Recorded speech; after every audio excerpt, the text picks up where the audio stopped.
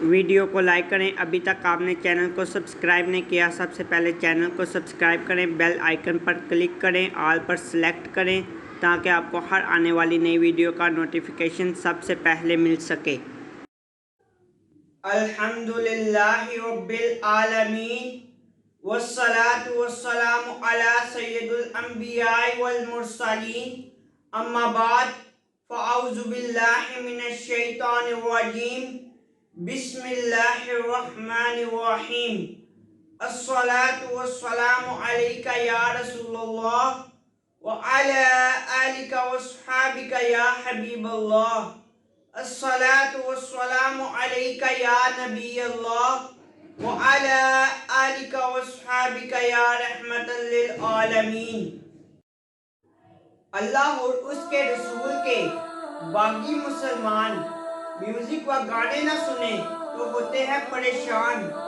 گانا سننے کا عذاب۔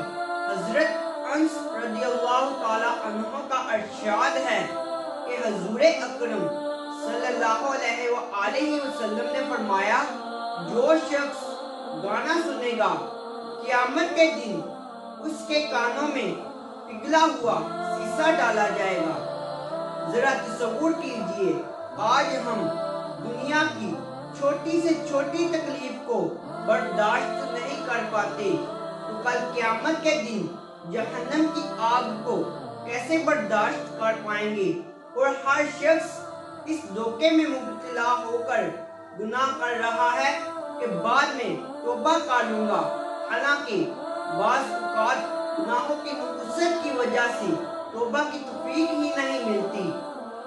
کیا یہ عقل مندی ہے کہ یہ سوچ کر زہر کھایا جائے جب اثر کرنے لگے تو تریاک پی لوں گا؟